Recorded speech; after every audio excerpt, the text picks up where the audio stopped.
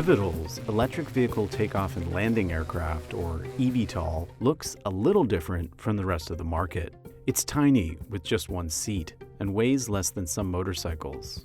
You don't even need a pilot's license to fly it. It was designed that way on purpose. We went down the ultralight path because, frankly, it was not as regulated. You could iterate quickly, go through design iterations, test, build, test, build, test, build. But that advantage comes with trade-offs, limiting power, range, and commercial uses. This is the tech behind eVTOLs. An eVTOL has two main differences from a traditional plane, and it's all in the name. The first is in how it takes off and lands. You don't need a lot of room to take off or land. For traditional aircrafts, they need a long runway to take off and generate lift on their wings, on their airfoils from gaining speed this way. And a VTOL aircraft actually can use the propellers to generate lift in a vertical way. That's just like a helicopter, but that's where the similarities end. For a helicopter, so if you lost your main propeller, you basically wouldn't have any power to generate lift on the aircraft. For us, we have 8 propellers on the aircraft, and you could lose any one and you would still be able to fly the aircraft. These aircraft are also electric.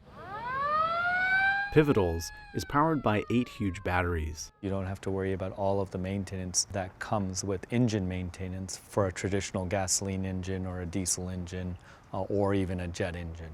Also far less moving parts from something like a jet engine. The company also designed it with fewer parts in mind. Most eVTOL construction that I've reviewed in detail are far, far more complex. And that creates additional cost, it creates additional weight, it creates a challenge for reliability because each of those is a moving part that can fail. Pivotal says its eVTOL has 12 control surfaces, or the parts that allow a pilot to control how an aircraft flies. 8 of them are the propellers, and the other 4 are these elevons, which provide pitch, roll, and altitude control in the air. Another design choice gets rid of even more moving parts. Once airborne, the entire aircraft tilts to fly forward. Traditionally, for a lot of electric vertical takeoff and landing aircraft, they will tilt either the wing set or some of the propellers, or they will have propellers that are designed primarily to help you with cruise flight or propellers designed for vertical lift. The tilt aircraft allows us to use the same propellers to provide vertical takeoff and cruise blown lift. As it takes off, the entire aircraft tilts back, thrusting the pilot from sitting upright to lying flat. Then the pilot can initiate cruise mode, which tilts the aircraft forward so it can move horizontally, up to 63 miles per hour. Pivotal's aircraft don't require a pilot's license to fly because of its FAA ultralight aircraft classification. Prospective pilots take a 2-week training from the company itself, which includes time in a simulator. The Wall Street Journal's auto columnist, Dan Neal, underwent pilot training in September. It was an investment of actually a couple of weeks of training there at Palo Alto in their offices, much of which I spent being really motion sick. Still, after the training and with no prior flying experience, he was in the air. That was a big one. My confidence level when I got into the machine was such that I could actually have a good time. It feels that easy because the pilot doesn't have to do most of the flying. The aircraft is largely controlled by the company's software. Takeoff and landing is largely autonomous. Once in the air, the pilot controls speed, direction, and altitude using one of these joysticks. The thumbstick here lets you go up and down in terms of elevation off the ground. The joystick going up and down allows you to tilt the aircraft. To control the aircraft's stability, Pivotal software relies on a variety of sensors. So we have the pitot tubes that allow us to get to the air sensors in the flight electronics, and so those are letting us know what the wind speed and the air pressure is. Inside, behind the pilot, there's actually 3 flight controllers. We have GPS sensors and a variety of other sensors that allow the aircraft to understand where it is in space and what's going on with the environment around it. It's using that information to understand how to change the speed of the propellers or to move the elevons based on what's happening around it. So for example, the aircraft will keep itself in the same position even when there's high winds or no winds. And so it's using the wind measurements to ensure that it's still holding its location. Pivotal's eVTOL starts at $190,000. The company has already sold and delivered 5 aircraft in early access. That's ahead of a lot of the industry in the US, thanks to the lack of regulation the company faces with an ultralight aircraft.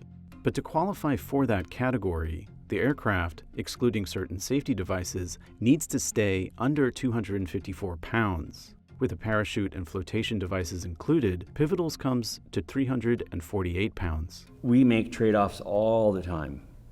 We have to not put things in the aircraft we'd love to put in. We have to be very choosy about, radios, about beacon lights, navigational lights, or anti-collision lights. We don't have extra airbags or any number of other things that you could enhance the aircraft with to make it even more survivable in the event of a crash landing. The other big sacrifice? Its range and flight time. The batteries on these eVTOLs can only support around a 20-mile or 20-minute flight. It's very mission limited because we're trying to squeeze into a 300 and some odd pound weight envelope. While a 20-minute flight might make sense for a joyride, that poses a significant hurdle for the company's commercial goals, like supporting emergency services. And while the FAA allows ultralight aircraft to fly in uncontrolled airspace, it also bans flying over any congested area. In other words, almost anywhere people live and gather.